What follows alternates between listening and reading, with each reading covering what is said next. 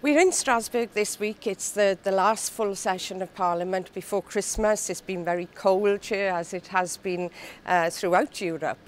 And it's been a very interesting week where we've had a lot of discussion on human rights, which is one of the things that the EU is most identified with. We've also had discussions on the agricultural policy, and hopefully we'll be in a position to vote on that in committee in January. That policy, which of course is so crucial to our farmers and our rural areas in Wales.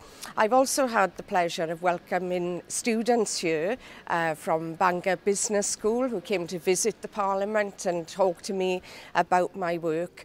But it's also been a very significant week for Wales with the publication of the census results, which were disappointing in terms of the numbers speaking Welsh.